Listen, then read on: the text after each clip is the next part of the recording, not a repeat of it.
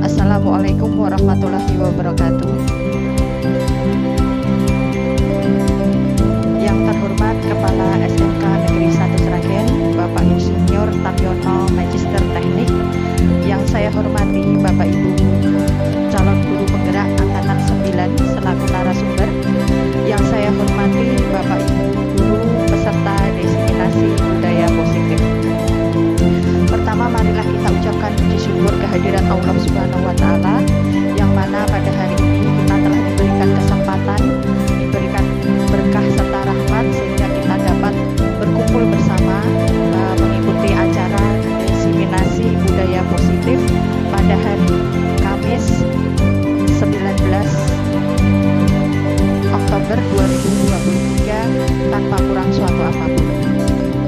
Salawat serta salam mari kita curahkan kepada junjungan Nabi besar kita, Nabi Muhammad Shallallahu Alaihi Wasallam, yang akan kita tunggu syafaatnya di yaumul akhir nanti. Bapak Ibu hadirin, perkenankan saya membacakan urutan acara pada hari ini. Yang pertama pembuka, yang kedua sambutan Kepala SMK Negeri 1 Sragen, yang ketiga diseminasi budaya positif, yang keempat penguatan dari guru penggerak Angkatan 7 Bapak Indro SPD, dan yang terakhir adalah penutup. Untuk acara yang pertama, pembukaan, marilah kita bersama membuka acara pada hari ini dengan bacaan basmalah bersama-sama.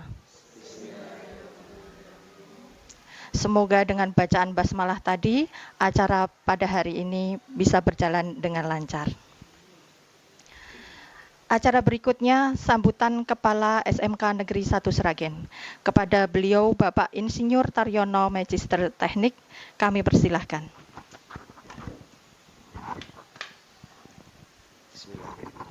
Assalamualaikum warahmatullahi wabarakatuh. Alhamdulillahirrabbilalamin, puji syukur selalu kita panjatkan kepada Allah SWT karena limpahan rahmat serta karunia-Nya, sehingga hari ini kita dalam rangka diseminasi dari guru penggerak dalam keadaan sehat walafiat. Yang saya hormati Bapak Ibu peserta diseminasi, alhamdulillah CGP hari ini ada tiga ya, Bu Vita, kemudian Bu Nuning dan Bu Alfi, yang nanti akan menyampaikan diseminasinya kepada rekan sejawat, sehingga harapannya nanti ketika diseminasi dan nanti juga akan ada yang diseminasikan budaya positif. Budaya positif ini sungguh luar biasa karena sebetulnya dari pekerjaan atau profesi panjenengan itu memang apalagi saat ini bagaimana budaya positif itu bisa diterapkan di kelas, karena panjenengan sebagai pemimpin pembelajaran ini memang diciptakan kelas itu sudah tidak lagi seorang guru bengak-bengok untuk menenangkan siswa, untuk mendisiplinkan siswa dan lain-lain. Namun ketika kita menerapkan budaya, sudah membudaya di kelas, ini kita akan lebih enak, kita akan lebih merdeka untuk mengajar, merdeka bagi siswanya dalam belajar dan lain-lain. Karena yang dimaksud sesuai dengan kehendak yang diamanahkan oleh Ki Hajar Dewantara, namanya merdeka, itu harus didasari dengan disiplin. Ya, ini nanti bagaimana budaya positif yang diterapkan di kelas, termasuk budaya disiplin, ini betul-betul terjadi di kelas. Karena kalau sudah terjadi budaya, kalau sudah membudaya, ini sudah terbiasa. Termasuk kami sebetulnya di sini pengen membudayakan tiap literasi itu sudah tidak pakai ada komando lagi. Tapi begitu masuk kelas, anak-anak sudah menyiapkan HP-nya atau kitabnya langsung tanpa ada instruksi dari seorang guru, tapi sudah langsung melaksanakan. Nah, itu namanya budaya. Oleh karena itu di dalam modul guru penggerak, kalau tidak salah modul 1.4 ya, benar? Titik 4 masih. Nah, ini kok apal moco tur terus menerus gitu loh. Setiap angkatan ya kuwi meneh gitu. Ini memang kalau itu bisa diterapkan dan panjenengan nanti sebagai pemimpin pembelajar itu bisa menularkan teman-teman yang lain, ini di kelas akan terjadi kenyamanan baik dalam mengajar maupun kemerdekaan bagi anak-anak dalam belajar. Karena mereka sudah dibudayakan, tidak hanya kok budaya positif itu adalah disiplin saja, tapi pembiasaan nilai-nilai. Pembiasaan nilai baik itu yang tidak tertulis di kelas, itu sudah tidak ditulis di kelas, tapi kesepakatan bersama di kelas diciptakan untuk membudayakan, membiasakan apa-apa yang sesuai dengan aturan di kelas. Ini tentunya masing-masing guru sebagai pemimpin pembelajar itu akan mempunyai kesepakatan dengan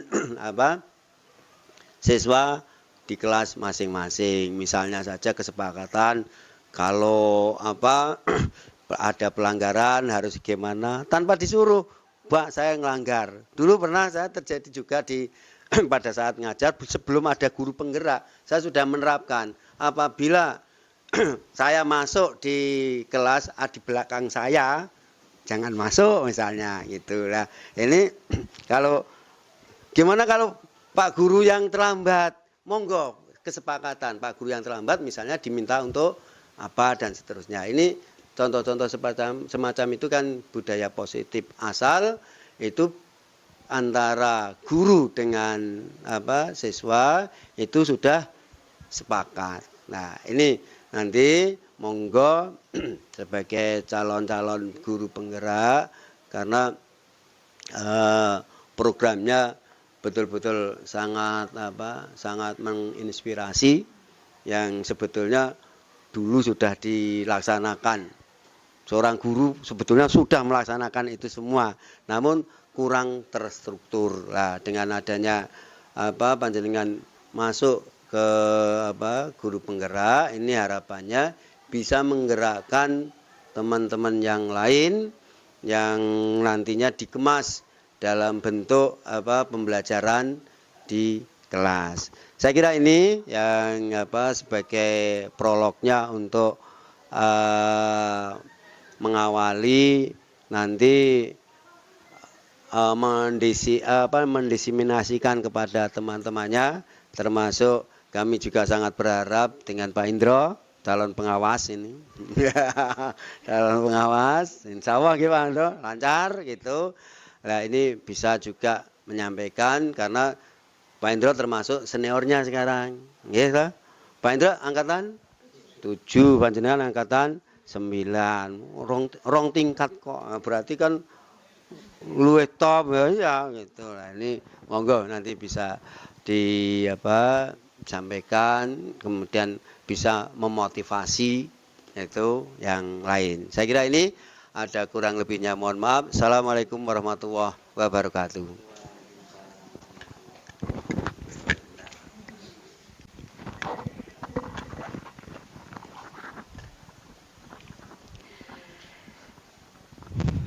Terima kasih kami haturkan kepada Bapak Insinyur Taryono, Magister Teknik, atas sambutan yang telah disampaikan. Acara berikutnya yaitu diseminasi budaya positif yang akan disampaikan oleh calon guru penggerak angkatan ke-9. Untuk kesempatan yang pertama akan disampaikan oleh Ibu Alfi. Kepada beliau kami persilahkan.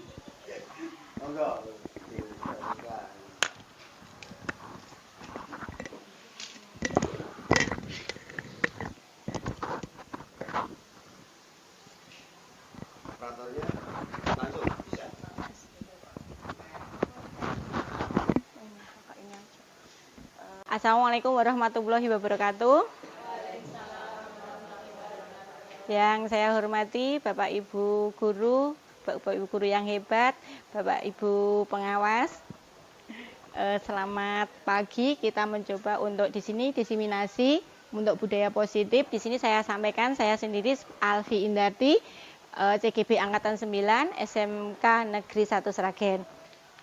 Di sini kita coba untuk menjelaskan apa itu budaya positif itu. Budaya positif di sini di sekolah yaitu nilai-nilai atau kebiasaan di sekolah yang berpihak pada peserta didik agar menjadi pribadi yang kritis, penuh hormat dan bertanggung jawab. Terus selanjutnya di sini perubahan paradigma pandangan kita seperti apa? Yang satu, untuk membangun budaya yang positif di sekolah perlu menyediakan lingkungan yang positif juga. Nah, di sini aman dan nyaman agar murid Agar murid itu mampu berpikir, bertindak dan mencipta dengan merdeka, mandiri dan tanggung jawab. Tapi kenyataannya lazimnya disiplin dikaitkan dengan kontrol. Dalam hal ini kontrol guru dalam menghadapi murid. Terus untuk lanjutnya, sekarang Bapak Ibu kita mencoba untuk kegiatan. Coba Bapak Ibu di sampingnya, kanan kiri, coba Bapak yang sebelah kanan, Ibu yang sebelah kanan mengepalkan tangan. Tangannya coba dikepalkan satu saja. Ya, di situ di dalam kepalan tangan Bapak Ibu itu ada barang yang amat sangat berharga di Bapak Ibu guru. Nah, yang teman sampingnya sebelah kiri, kanan kita berarti mencoba untuk membujuk, untuk membukanya. Dicoba, dibujuk untuk membuka dengan beberapa cara. Ada ancaman, ada intimidasi, ada rayuan, bahkan dengan tipu dayanya. Nah, di situ apa yang terjadi? Coba Bapak itu, kamu ya sebagai barang berharga, boleh berpendapat. Silakan berpendapat Bapak Ibu. Nah, boleh enggak genggaman tangan itu dibuka? Boleh enggak? Enggak boleh. Kenapa tidak boleh? Pasti ada alasannya. Terus ada yang jawab boleh. Kenapa? Itu semuanya ada alasan kita melakukan boleh dan tidaknya.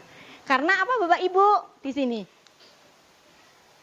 Di sini. Karena kita sendiri sebagai memegang kontrol. Kita mau buka atau kita mau menutup, kita tetap bersiteguh untuk menutup karena berprinsip ini Bapak Ibu. Ya, kita memegang kontrol, inilah kita yang mengendalikan. Ya enggak? Entah itu dirayu uang 1M, kita tetap berprinsip. Oh, entah 1M itu kita ikut rayuan mereka, kita yang mengendalikan, kita yang mengontrol. Jadi, sekarang kita lanjutkan apa makna dari disiplin. Sebelum kita menjelaskan disiplin itu, kita mencoba untuk mengetahui perubahan paradigma teori kontrol. Di sini ada ilusi kontrol. Satu, ilusi bahwa kritik dan membuat orang merasa bersalah dapat menguatkan karakter. Di sini kita menggunakan kritik dan rasa bersalah untuk mengontrol murid menuju pada identitas gagal. Mereka belajar untuk merasa buruk tentang diri mereka. Mereka mengembangkan dialog diri yang negatif. Kadangkala sulit bagi guru untuk mengidentifikasi bahwa mereka melakukan perilaku itu. Karena seseringkali guru cukup menggunakan suara halus atau menyampaikan pesan yang negatif. Terus untuk yang selanjutnya, di sini yang kedua, ilusi bahwa semua penguatan positif, efektif, dan bermanfaat. Penguatan yang positif atau bujukan adalah bentuk-bentuk kontrol. Segala usaha untuk mempengaruhi murid agar mengulangi suatu perilaku tertentu adalah suatu usaha untuk mengontrol murid tersebut. Dalam jangka waktu tertentu, kemungkinan murid tersebut akan menyadarinya dan mencoba untuk menolak bujukan kita, atau bisa jadi murid tersebut menjadi tergantung pada pendapat sang guru untuk berusaha. Berarti teori untuk penguatan positif ini tidak begitu efektif karena nanti ini murid akan tergantung pada pendapat kita. Apa-apa akan tergantung pada gurunya, dia tidak mempunyai inisiatif tersendiri. Terus kita lanjutkan. Ilusi guru mengontrol murid. Di sini pada dasarnya kita tidak dapat memaksa murid untuk berbuat sesuatu. Jikalau murid tersebut memilih untuk tidak melakukannya, walaupun tampaknya kita sedang mengontrol perilaku murid tersebut. Hal ini karena murid tersebut sedang mengizinkan dirinya dikontrol. Saat itu bentuk kontrol guru menjadi kebutuhan dasar yang dipilih murid tersebut. Teori kontrol menyatakan bahwa semua perilaku memiliki tujuan, bahkan terhadap perilaku yang tidak disukai.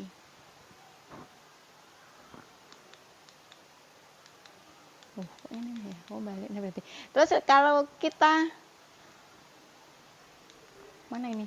Nah, menurut Ki Hajar Dewantara, di sini kita menurut Ki Hajar Dewantara, tujuan pendidikan yaitu menuntut segala kodrat yang ada pada anak-anak agar mereka mendapat pencapaian keselamatan dan kebahagiaan yang setinggi-tingginya, baik sebagai manusia maupun sebagai anggota masyarakat. Oleh karena itu, pendidikan hanya dapat menuntun tumbuh atau hidupnya kekuatan kodrat yang ada pada anak-anak.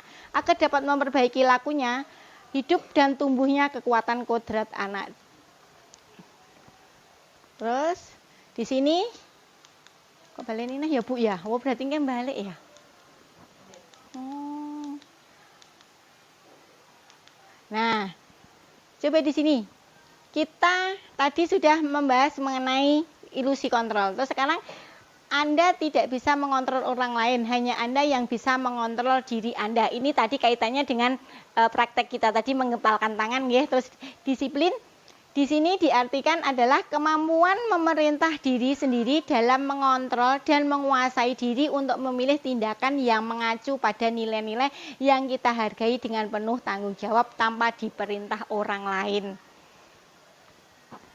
Terus akhirnya sekarang kita bahas mengenai disiplin. Apakah makna disiplin, Bapak Ibu? Ternyata disiplin itu artinya kita ini belajar. Nah, makna asal dari kata ini berkonotasi dengan disiplin diri dari murid-murid yang pendapatnya dari ini Plato.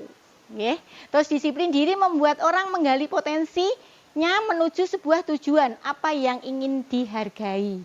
Namun dalam budaya kita, kenyataannya makna kata disiplin itu berubah menjadi apa? Sesuatu yang dilakukan seseorang pada orang lain untuk mendapatkan kepatuhan. Berarti di sini ya ini mendapatkan kepatuhan, tidak dari diri sendirinya. Nah, kecenderungan umumnya adalah menghubungkan kata disiplin dengan ketidaknyamanan, bukan dengan apa yang kita hargai atau pencapaian sesuatu tujuan yang mulia. Oke, terus di sini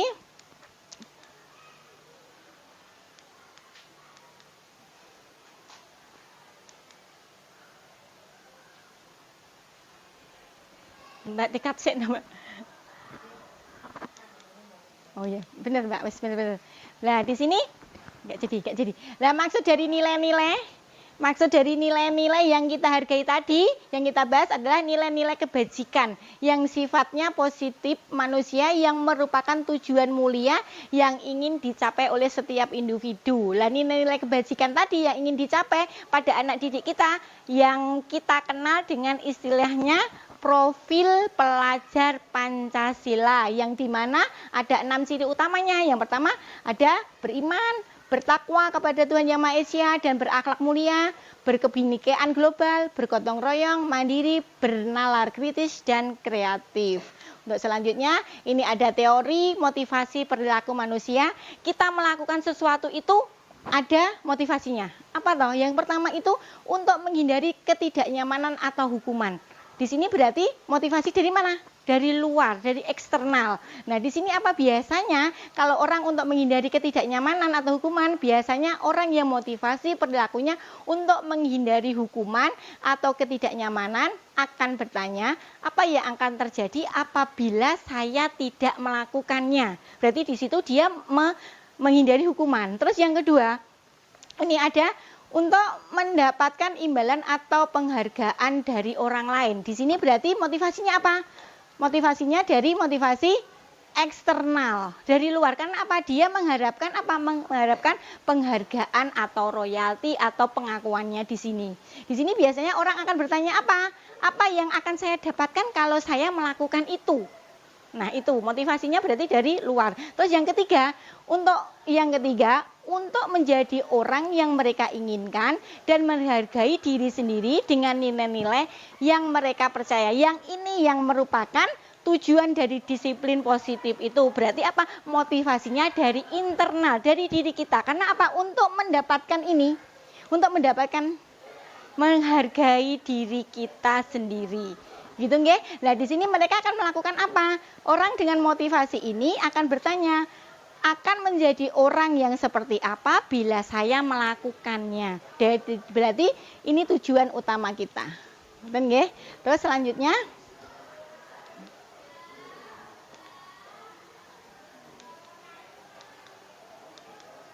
nah, sekarang kita bahas mengenai kebutuhan dasar manusia. Pada dasarnya, setiap manusia, realitanya ini, kebutuhan kita itu berbeda-beda. Antara satu dengan yang lainnya itu tidak sama.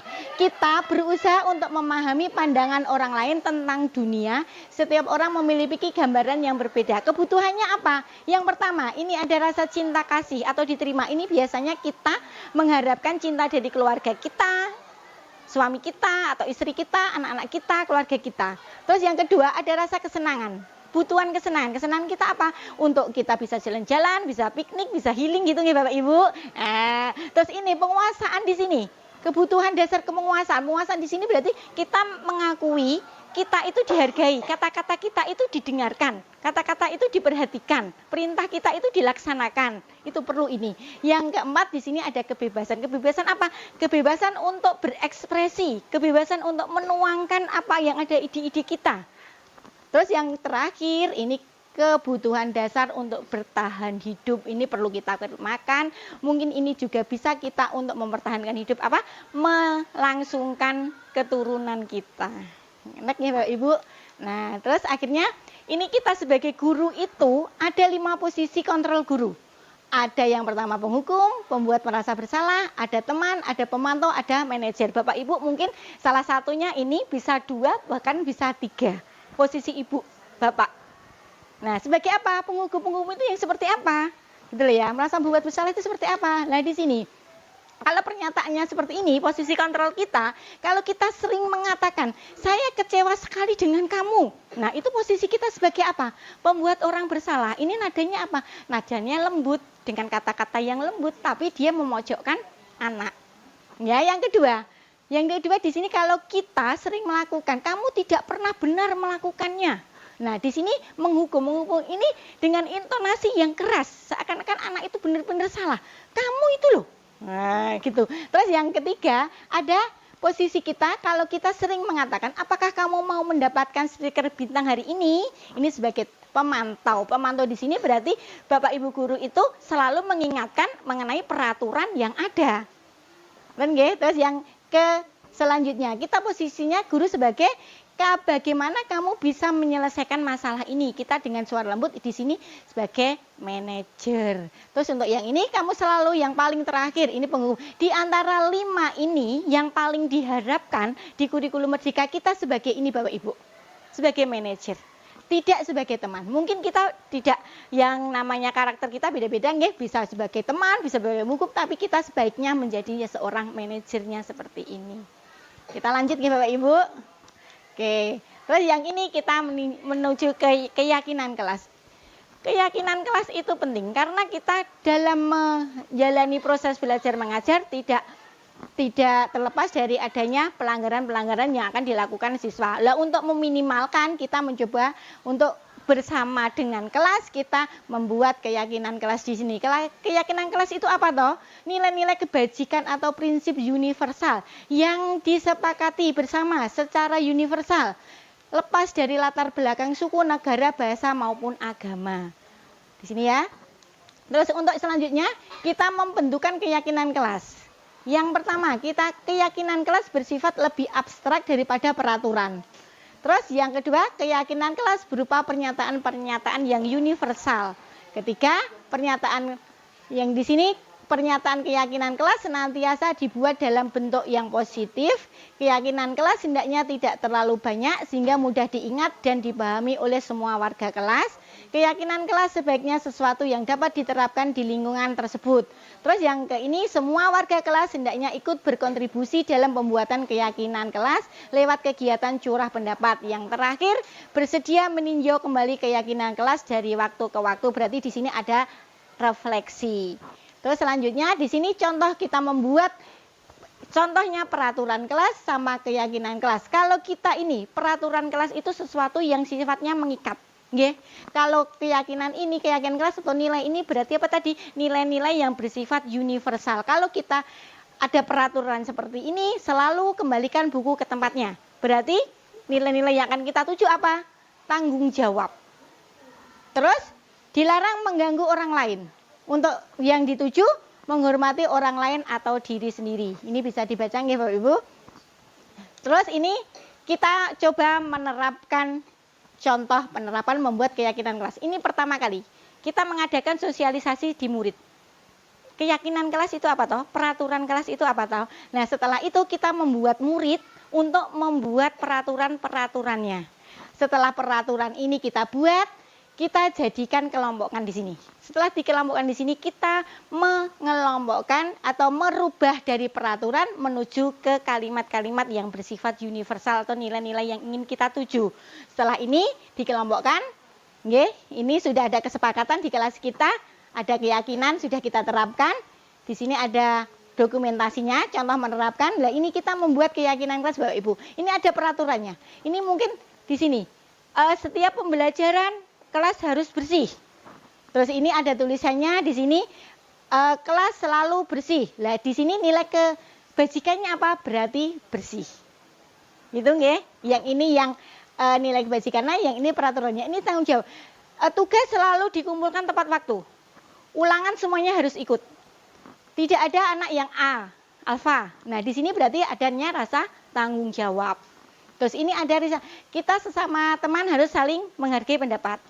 Kita sesama guru harus bersifat hormat, sopan. Nah, di sini keyakinan nilai yang kebajikannya berarti hormat. Betul nggih? Terus ini solidaritas di sini kita ambil dari waktu kita mendengarkan diskusi atau presentasi dari teman. Di situ ada yang celometan. Tidak boleh celometan waktu presentasi. Di sini ada solidaritas temannya. Terus untuk yang peduli, sampah harus dibuang pada tempatnya. Nggih?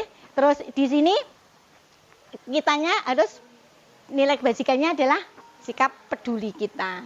Kan nggih? Terus di sini ada kita bahas mengenai segitiga restitusi. Segitiga restitusi itu apa toh? Proses menciptakan kondisi bagi murid untuk memperbaiki kesalahan mereka sehingga mereka bisa kembali pada kelompok mereka dengan karakter yang lebih kuat. Di sini kita melalui restitusi guru dapat satu, membantu murid menjadi lebih memiliki tujuan disiplin positif serta memulihkan dirinya setelah berbuat salah. Dua, membantu murid untuk jujur pada diri sendiri dan mengevaluasi dampak dari kesalahan yang dilakukan. Yang ketiga, memberikan penawaran bukan paksaan. Tadi kan kita tidak boleh maksa, nggih. Terus yang ini selanjutnya, ini ada segitiga restitusi seperti ini. Kalau kita cermati, ada segitiga restitusi. Kalau guru matematika mungkin segitiga sama kaki, nggih kan? Nah, di situ ada langkah yang pertama kita menstabilkan identitas, validasi kebutuhan sama menanyakan keyakinan. Misalkan tak nek gini ya, tik. Nah, ini tahapannya. Ada pertanyaan, apakah tahapan ini bisa dibolak-balik? Jawabannya bisa enggak Bapak Ibu? Bisa enggak untuk segitiga restitusi ini dibolak-balik? Ini yang pertama bisa menstabilkan identitas, validasi kebutuhan, sama menanyakan keyakinan. Bisa enggak dibalik-balik? Bisa enggak? Jawabannya Ya tidak.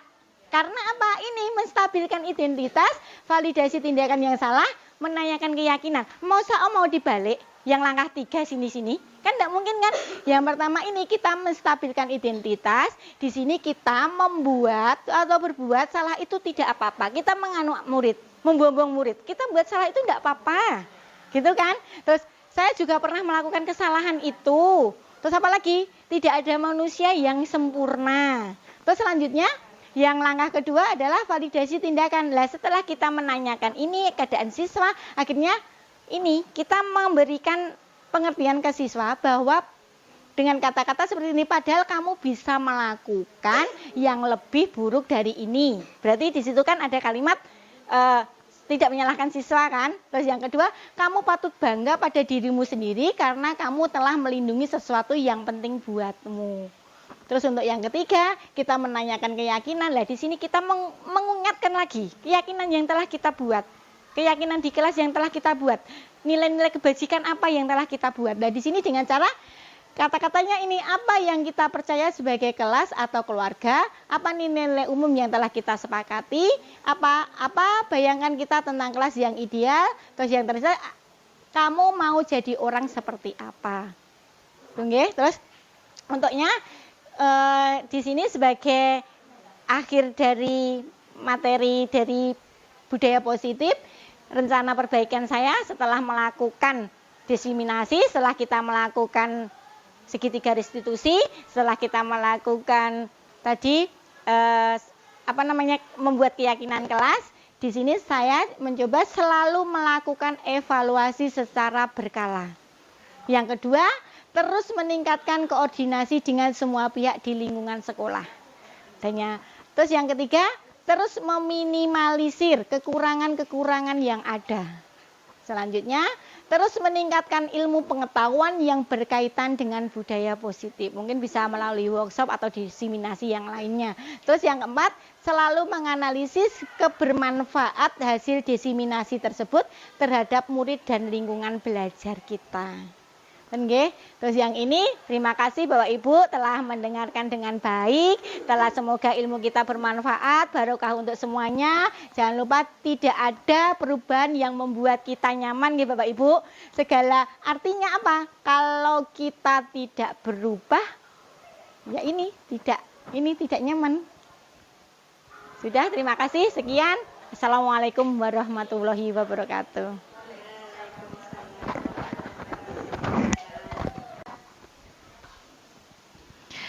Demikian tadi pemaparan diseminasi budaya positif dari calon guru penggerak angkatan 9. Semoga apa yang disampaikan tadi dapat kita terapkan di sekolah kita yang tercinta ini. Untuk berikutnya yaitu penguatan guru penggerak angkatan 7 kepada beliau Bapak Indro SPD, kami persilahkan. Bismillahirrahmanirrahim. Assalamualaikum warahmatullahi wabarakatuh. Alhamdulillah, alhamdulillahalamin, wassalatu wa ala asrofil anbiya mursalin wa ala alihi wa sahbihi ajmain wa ba'du. Kepada Bapak Kepala yang saya hormati yang tadi sudah meninggalkan tempat karena berhubung banyak kegiatan, karena berhubung juga ada kegiatan job fair nggih. Pada teman-teman rekan-rekan CGP angkatan 9 dan 10 dan juga teman-teman guru nggih. Terima kasih sekali pada hari ini telah dilaksanakan diseminasi modul 1-4 yang merupakan salah satu tugas dari CGP angkatan panjenengan nggih, untuk menularkan apa yang sudah panjenengan peroleh atau dapat di pelatihan CGP. Harapannya Bapak Ibu yang ada di ruangan ini akan juga bisa tergerak nggih, seperti teman-teman yang sudah ikut CGP. Monggo, ini masih ada banyak peluang nggih, masih ada untuk CGP angkatan 11. Dan kemudian juga masih sampai ke 14 atau 15. Jadi monggo, pemerintah sudah menggelontorkan begitu banyak atau besar sekali anggaran. Untuk apa? Untuk merubah mindset panjenengan nggih. Karena prinsip dari CGP sendiri adalah ya tergerak, yaitu hati jenengan tergerak dulu, kemudian bergerak, dan yang terakhir adalah menggerakkan. Di sini adalah termasuk yang menggerakkan. Jadi Bapak Ibu kemarin sudah tergerak, mendaftar CGP, alhamdulillah lulus, ikut pelatihan 1-4. Ya, nah sekarang tugas kalian adalah menggerakkan. Setelah dengan tergerak, sudah bergerak, sekarang menggerakkan. Dan ini adalah salah satu istilahnya event untuk Anda menggerakkan teman-teman yang belum JGB. Jadi alhamdulillah sekali dihadiri oleh banyak guru di sini, nggih. Harapan kami nanti setelah acara selesai, Bapak-bapak, Ibu guru dapat mempraktekkan apa-apa yang tadi disampaikan oleh calon-calon guru penggerak kita. Paling tidak diterapkan di kelasnya masing-masing dulu. Setelah nanti insya Allah bisa ke depan seperti harapan dari Pak Kapadi, artinya seperti misalnya contoh literasi itu ya, anak-anak tuh ketika bel berbunyi sudah masuk tanpa dikomandoi oleh guru, sudah melaksanakan literasi. Jadi harapannya seperti itu. Jadi budaya positif di sini adalah benar-benar membudaya. Jadi bukan karena terpaksa atau karena dipaksakan, tapi karena memang betul membudaya itu yang akan sulit sekali dan merupakan tugas panjenengan sami, nggih, merupakan CGP ya, baik angkatan 1 sampai saya 7, nggih, dan juga panjenengan yang baru-baru ini monggo. Ini juga tugas berat kita bersama, tetapi jika berat tadi dilaksanakan secara bersama-sama akan terasa sangat ringan. Kemudian saya juga akan sedikit menyampaikan, nggih, bahwasanya sebetulnya CGP itu sangat luar biasa, nggih. Artinya saya sendiri sudah mengalami, nggih, ternyata banyak privilege atau banyak kemudahan-kemudahan, nggih. Ya, apalagi panjenengan-panjenengan sami dan juga mungkin yang belum ikut juga ternyata di CGP juga banyak juga kemudahan, misalkan yang belum PPG atau PLPG, ya itu kan monggo. Jadi semangat saja, nggih. Artinya kita tidak usah berpikir yang aneh-aneh, nanti ganti presiden, ganti perubahan atau tidak usah. Tapi yang penting kita harus tergerak dulu, nggih. Kita tergerak hati kita dulu untuk berubah. Karena perubahan itu akan sulit ketika tidak berasal dari dalam. Makanya monggo Bapak-bapak yang belum mengikuti CGP dengan kegiatan ini bisa tergerak hatinya. Insya Allah nanti yang angkatan depan kalian kan yang 10 sudah selesai, tinggal ujian, nanti masih ada angkatan ke-11. Monggo nanti sarang-sarang dengan saya, saya juga ikut rencana, saya juga mau ikut PP-nya itu pengajar praktiknya di angkatan 11. Tapi baru mendaftar, belum saya login kan. Tapi monggo nanti sarang-sarang dengan saya ya di angkatan 11. Semoga nanti SMK 1 tambah luar biasa. Andai kata semua guru dan pendidik ada CGP, saya yakin pembelajaran akan sangat berpihak pada anak-anak, sehingga tujuan dari pembelajaran nasional dapat tercapai. Mungkin dari saya itu saja, nggih. Terima kasih dari rekan-rekan CGP yang telah menyempatkan waktunya, nggih, untuk melakukan diseminasi pada hari ini. Terima kasih. Kurang lebih saya minta maaf. Selamat aktivitas kembali. Assalamualaikum warahmatullahi wabarakatuh.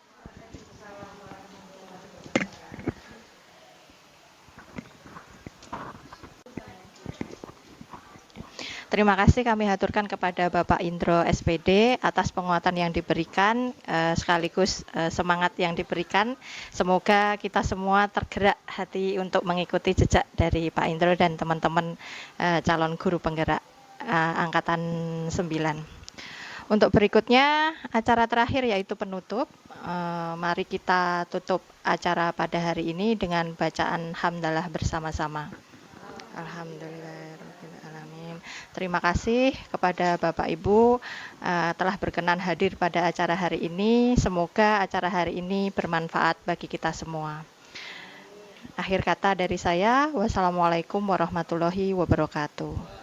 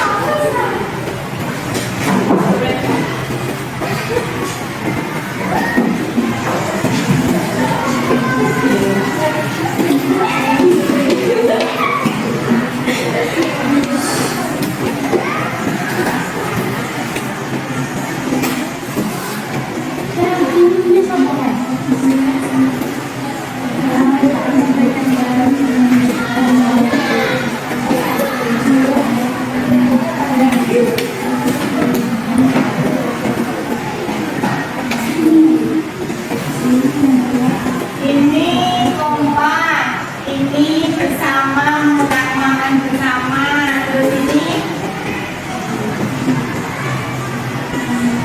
kesabaran. Ya Allah, yang keras ada AC-nya.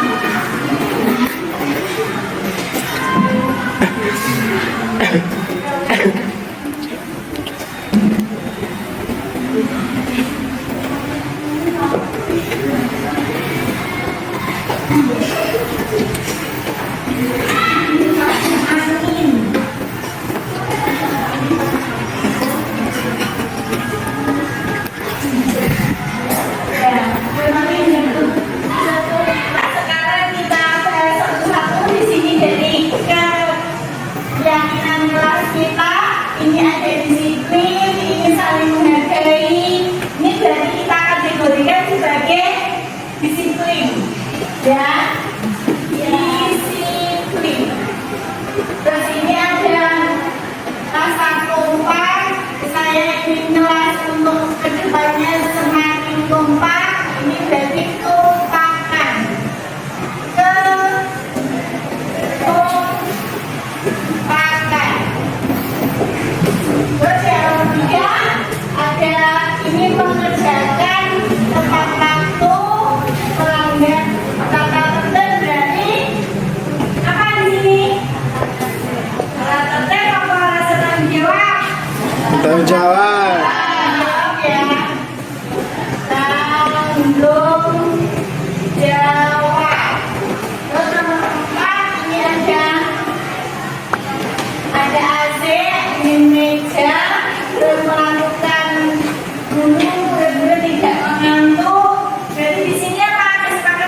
Joget. Apa? Fasilitas. Oh, fasilitas. Mandiri aja, mandiri. Mengerjakan tugas gitu ya. Nomor 5 yang ini ada jam pelajaran tidak banyak, jam kos, terusan Sopo wi? apa di sini? Apa?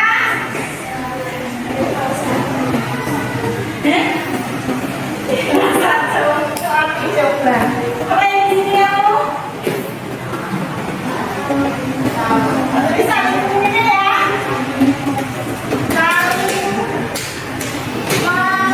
menghormati. Ini ada bunyi ini saling menghormati. Terus yang terakhirnya di situ apa? Bunyi. Saling menghormati atau menghargai. Terus yang terakhir ini loh, Yakin. kelas ada sapu, ada rapi, bersih berarti di sini kebersihan ya. Kebersihan. Nah ini apa namanya ada sepakatan kelas kita sudah ada 6. Nanti dicoba untuk dipahami, diingat-ingat. Terus sekarang kita tanda tangan untuk yang sudah sepakat dengan ini. Nanti diwakili sama ketua kelas sama wakil ketua kelas ya. Ya. Silakan untuk ketua kelas sama wakil ketua kelas untuk tanda tangan keyakinan kelas yang telah kita sepakati bersama tadi. Silakan.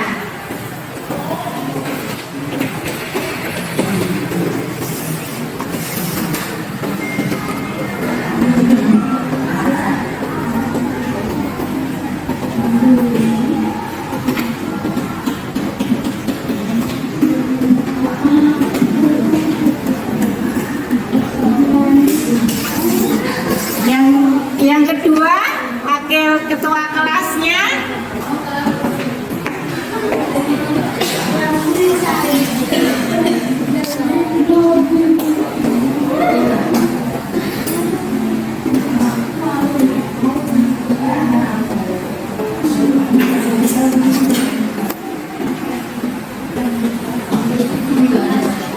Warahmatullahi wabarakatuh. Perkenalkan saya Alfiona Putri Noviandani dari kelas 10 PM1. Saya akan menjelaskan tentang testimoni keyakinan kelas. Yang pertama disiplin, kedua kekompakan, 3 tanggung jawab, 4 mandiri, 5 saling menghormati, 6 kebersihan. Dari semua itu saya menjadi tahu apa kekurangan dan kelebihan kelas kita. Dan di sini saya, teman-teman saya dan wali kelas saya akan merencanakan menjadikan kelas 10 PM1 menjadi lebih baik lagi untuk kedepannya dengan melatih kekompakan, disiplin, kebersihan kelas, tanggung jawab dan lain-lain.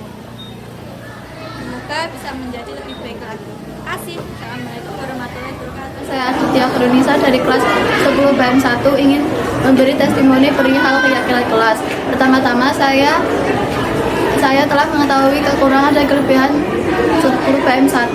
Maka dari itu saya, teman-teman saya beserta wali kelas saya akan teman-teman saya beserta wali kelas saya akan membentuk kelas 10 PM1 menjadi lebih baik lagi dari sebelumnya dan akan membentuk kekompakan di kelas kami.